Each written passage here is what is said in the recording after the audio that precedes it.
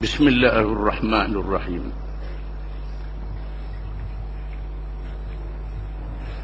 Yang kedua,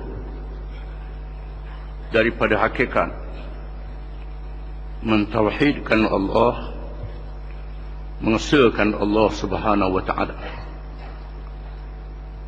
ialah mengkafirkan taghut dan menentang sesiapa sahaja yang menyembah dan memberi kesetiaan, yang menyembah taghut dan memberi kesetiaan kepadanya. Apabila kita mentauhidkan Allah, kita mestilah menolak yang lain daripada Allah, iaitu taghut, yang melampau batas Allah Subhanahu wa taala. Bahagian yang pertama di dalam menyatakan tauhid itu ialah mengikhlaskan ubudiyah, jadi mengikhlaskan perhambaan diri kita, pengabdian diri kita, ibadat kita, ketundukan kita kepada Allah, dan uluhiyah, yakni ketuhanan kepada Allah, dengan sepenuh tundukan, ketaatan, kasih dan setia kepadanya. Itu bahagian yang pertama. Adapun bahagian yang kedua daripadanya ialah mengkafirkan taghut, mengengkarkan taghut dan menentang sesiapa sahaja yang menyembah dan memberi kesetiaan kepadanya. Perkara tersebut dinyatakan oleh firman Allah Ta'ala, فَمَنْ يَكْفُرْ بِالطَّاغُوتِ وَيُؤْمِنْ بِاللَّهِ فَقَدْ اسْتَمْسَكَ بِالْعُرْوَةِ الْوُثْقَى لَا انْفِصَامَ لَهَا وَاللَّهُ سَمِيعٌ عَلِيمٌ. Surah Al-Baqarah ayat 256.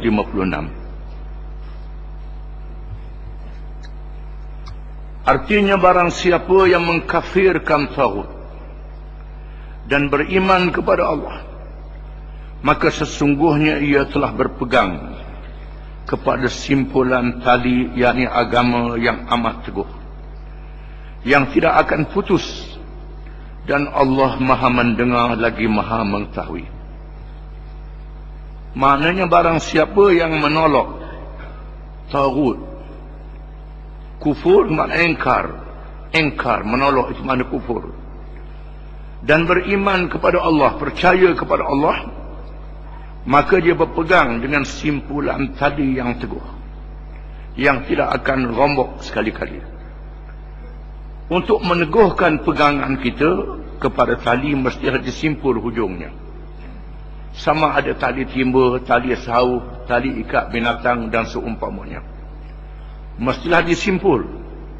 Kalau tak disimpul, dia akan terlucut. Begitulah bandingan kita beriman kepada Allah dan menolak yang lain daripada Allah. Dengan makna mereka yang beriman kepada Allah percaya, tetapi bertahu pun percaya juga. Ini maknanya dia tidak menyimpulkan simpulan yang kuat. Oleh kerana itulah kepercayaan kepada Allah dinamakan akidah. Aqidah dengan makna simpulan, macam simpul tali untuk mengikat sesuatu. Sabda Rasulullah sallallahu alaihi wasallam, "Man qala la ilaha illallah wa kafara bima ya'budu min dunillah, hurrima maluhu wa damuhu wa hisabuhu 'ala Allah." Itu salah dia, wahisabuhu, bukan wahisabun, wahisabuhu. Man qala la ilaha illallah wa kafara bima ya'budu min dunillah, hurrima ma'aluhu wa damuhu wa hisabuhu 'ala Allah. Rawahu Muslim, hadis riwayat Imam Muslim. Artinya, sesiapa yang berkata la ilaha illallah, yakni mengaku tiada Tuhan yang sebenar melainkan Allah, dan ia mengkafirkan, mengengkarkan kepada apa sahaja yang disembah selain Allah, nescaya diharamkan bertindak terhadap hartanya dan darahnya, dan perhitungannya terserah kepada Allah. Apabila seseorang itu sudah mengucap dengan mengatakan la ilaha illallah, tidak ada Tuhan, yakni Tuhan yang lain daripada Allah, itu tauhid. Illallah, malaikat Allah sahaja, mengisbatkan Allah yang dipercayai kepadanya, itu makna dia. Yakfur bil-taghut ialah la ilah. Yu'min billah illallah, itu harayanya. La ilaha illallah, tidak ada Tuhan, menolak Tuhan, yakni Tuhan yang lain daripada Allah. Illallah, malaikat Allah sahaja yang dipercayai satu-satunya Tuhan. Apabila seseorang itu telah berikrar dengan la ilaha illallah, maka diharamkan bertindak ke atas hartanya, darahnya, dan perhitungannya terserah pada Allah, kecuali dia tidak menunaikan hak-hak yang diwajibkan oleh Allah. Di sini timbul satu kekeliruan. Di zaman selepas wafatnya Nabi SAW, berlakunya peristiwa riddah, peristiwa murtad yang terkenal. Di sana ada orang yang murtad, yang balik semula kepada agama menyembah berhala bila dengar Nabi sudah wafat. Ada yang murtad mengikut nabi-nabi bohong, kerana ada orang yang mengaku nabi selepas wafatnya Nabi Muhammad SAW, itu jalan itu murtad. Di sana ada orang yang mengatakan zakat tidak wajib. Zakat tidak wajib. Apabila Khalifah Abu Bakar radhiyallahu anhu mengerahkan pada tentera untuk memerangi orang-orang yang murtad ini, mereka yang jelas tidak menjadi masalah. Apabila mereka nak serang kampung ataupun wilayah yang mengatakan zakat tidak wajib, puak-puak ini masih bersemayam. Bila nak serang, dengar suara azan, suara bang, tak jadi nak serang. Lalu mereka berundur balik semula ke Madinah, bertemu dengan beberapa orang sahabat, Sayyidina Umar, Sayyidina Ali dan lain-lain. Akhirnya berjumpa dengan Khalifah Abu Bakar radhiyallahu anhu, yang menghuraikan, menandakan dialah yang layak menjadi khalifah selepas wafatnya Nabi SAW, kerana dia memahami lebih daripada orang lain. Bakar kata, aku pernah mendengar Nabi SAW bersabda, umirtu an uqatilan nas hatta yashhadu an la ilaha illallah wa anni rasulullah wa yuqimus salah wa yu'tuz zakah fa idza fa'alu dhalika asamu minni dima'ahum wa amwalahum illa bihaqqil Islam. Aku diperintah supaya memerangi manusia, malaikat mereka yang mengaku dengan dua kalimah syahadah, yang mendirikan sembahyang dan menunaikan zakat. Apabila mereka telah menunaikan perkara itu, maka terpeliharalah diri mereka, harta dan darah mereka, melainkan dengan hak Islam. Mereka tidak menunaikan hak Islam, iaitulah zakat yang ditunaikan kepada Nabi SAW. Demi Allah, kata Abu Bakar, sekiranya mereka tidak menunaikan hak yang diwajibkan itu, walaupun sebesar harga tali unta, nescaya aku memeranginya, kata Abu Bakar. Sayyidina Umar kata, bila dengar ucapan Abu Bakar, terang hati aku dan aku faham. Barulah mereka faham bahawa di sana apabila seseorang itu membatalkan hukum yang wajib ataupun hukum yang haram, yang wajib dikatakan tak wajib lagi, yang halal dikatakan haram, yang haram dikatakan halal, bermakna dia telah membatalkan dua kalimah syahadahnya. Di sana menunjukkan ada perkara-perkara yang membatalkan dua kalimah syahadah. Nas-nas yang tersebut di atas menyatakan bahawa di samping mengakui dengan mentauhidkan Allah Subhanahu wa taala, mestilah juga mengkafirkan, mengingkarkan segala yang diabdikan selain Allah. Kerana sesuatu yang dinyatakan itu mestilah dinyatakan lawannya, maka iman yang sebenar tidak terbukti. Dengan sesungguhnya, malaikat mestilah dibezakan dengan perkara yang bertentangan dengannya, iaitulah kekufuran. Oleh kerana itu, maka Imamul Muwahhidin Nabi Ibrahim alaihissalam mengisytiharkan dirinya tidak ada hubungan dengan Tuhan-Tuhan yang dipuji oleh kaumnya, dan menyatakan penentangannya terhadap kekufuran. Firman Allah Ta'ala, wa idh qala Ibrahim li abihi wa qaumihi inni bura'u minkum mimma ta'budun illa alladhi fatarani wa innahu sayahdin. Surah Az-Zukhruf ayat 27, ayat 26 hingga 27. Artinya, dan ingatlah ketika Ibrahim berkata kepada bapanya dan kaumnya, sesungguhnya aku tidak ada kena-mengena dengan apa yang kamu sembah, tetapi aku menyembah Tuhan yang menjadikan daku, kerana sesungguhnya dia akan memberi petunjuk kepadaku.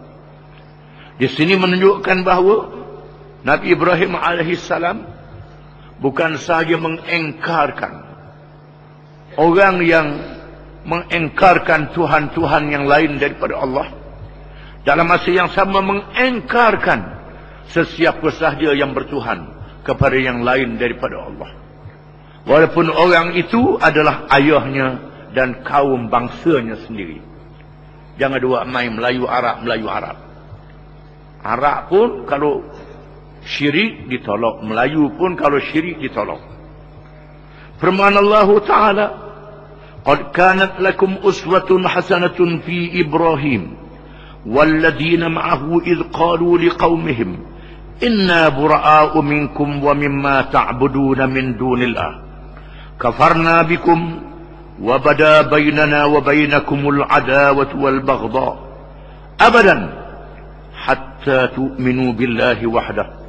Suratul Mumtahanah ayat 4. Artinya, sesungguhnya terdapat suatu teladan yang baik bagimu pada Ibrahim alaihissalam dan orang-orang yang bersama dengan dia, ketika mereka berkata kepada kaum mereka, sesungguhnya kami berlepas diri daripada kamu dan daripada apa yang kamu sembah selain Allah. Kami engkar kekafiranmu, dan telah nyata antara kami dan kamu permusuhan dan kebencian buat selama-lamanya sampai kamu beriman kepada Allah sahaja. Ini makna mengkufurkan tauhid. Dan Allah Subhanahu wa taala telah memuji Nabi Ibrahim dengan firman-Nya, wa man yarghabu an millati Ibrahim illa man safiha nafsa wa laqad istafainahu fid dunya wa innahu fil akhirati laminas salihin. Suratul Baqarah ayat 130. Artinya, dan sesiapa yang benci akan agama Nabi Ibrahim, yakni agama Islam, malaikat sesungguhnya orang itu adalah orang yang memperbodohkan dirinya, dan sesungguhnya kami memilih ia di dunia ini, dan di akhirat nanti ia termasuk di kalangan orang-orang yang saleh. Apabila Allah Subhanahu wa taala menyatakan Nabi Ibrahim adalah contoh dan teladan, kita nak ikut contoh dan teladan daripada Nabi Ibrahim alaihissalam. Apabila mentauhidkan Allah, menolak Tuhan-Tuhan yang lain daripada Allah, dan menolak orang-orang yang bertuhan kepada Tuhan yang lain daripada Allah Subhanahu wa taala, walaupun orang itu adalah ayah, keluarga dan kaumnya sendiri. Itulah yang menjadi dasar dakwah, ajaran dan jihad Nabi-Nabi dan Rasul-Rasul alaihi wassalatu wassalam. Perkara ini ditegaskan oleh firman Allah Ta'ala, وَلَقَدْ بَعَثْنَا فِي كُلِّ أُمَّةٍ رَسُولًا أَنِ اعْبُدُوا اللَّهَ وَاجْتَنِبُوا الطَّاغُوتَ. Suratul Nahl ayat 36. Artinya, sesungguhnya kami bangkitkan pada tiap-tiap umat itu akan Rasul yang menyatakan sembahlah kamu akan Allah dan jauhkan taghut. Menunjukkan bahawa seruan kepada la ilaha illallah, menolak taghut, la ilah, dan hanya beriman kepada Allah sahaja adalah dasar yang dibawa oleh nabi-nabi dan rasul-rasul alaihimussalatu wassalam. Semuanya sejak Nabi Adam alaihissalam sehinggalah Nabi Muhammad sallallahu alaihi wasallam.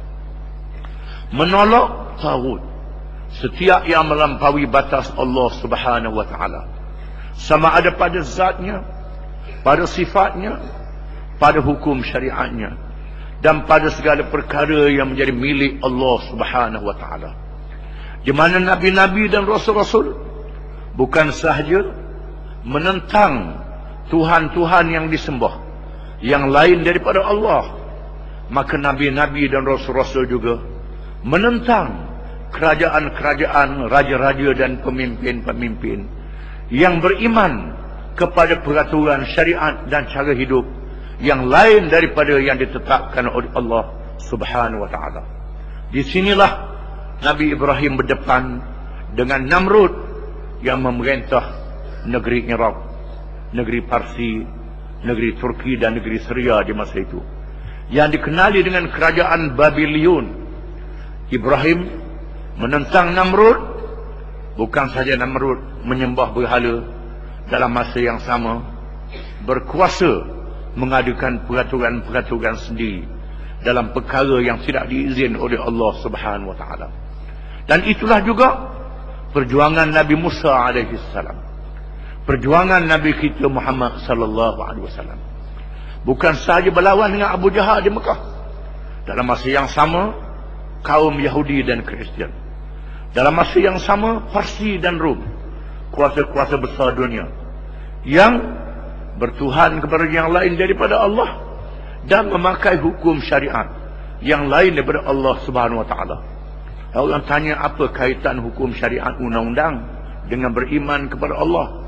Tidakkah kita mengaji sifat-sifat Allah Ta'ala? Yang antara sifat Allah Ta'ala itu ilmu, yang antara sifat Allah Ta'ala itu kalam. Ilmu Allah Ta'ala dia tahu segala-galanya, tak terhingga. Kalam Allah Ta'ala dia antara kitab-kitab Allah Ta'ala, Quran. Apa hukum yang ada dalam Quran yang ditetapkan, kita kena terima. Jangan cari hukum dan undang-undang yang lain. Itu kalam Allah Ta'ala. Bila pakar hukum yang lain berkalam Allah Ta'ala, di mana kita bilang Allah Ta'ala sifatnya kalam? Lawan kalam Allah Ta'ala. Mengaji sifat 20, siapa lebu kita? Di mana kita mengaji ilmu Allah Ta'ala? Ada orang lain lebih tahu pada Allah Ta'ala dalam bab-bab dunia. Allah Ta'ala mengajar kita bukan saja dalam perkara agama, termasuk dalam perkara dunia, politik, ekonomi, undang-undang, hubungan segala-galanya. Dalam hidup ini, semuanya dinyatakan oleh Allah dan ada yang ditinggalkan oleh Allah kepada kita. Di bawah dasar umum, apa yang mendatangkan maslahat, kebaikan, kita boleh pakai. Apa yang mudarat, kita kena tolak dengan menggunakan akal. Di sana ada perkara yang dinaskan, kita mesti terima sama ada akal kita siapa ataupun tak siapa. Perkara yang diharamkan dengan tetap, yang diwajibkan dengan tetap. Jangan tanya pasal apa. Ada perkara yang tidak dinaskan, ini boleh fikir dengan akal. Ini berkait dengan zat Allah, dengan sifat-sifat Allah Ta'ala yang termasuk di dalam la ilaha illallah, beriman kepada Allah dan menolak taghut, setiap yang melampaui batas Allah Subhanahu wa taala. Siapakah taghut akan diterangkan minggu depan. Wallahu a'lam.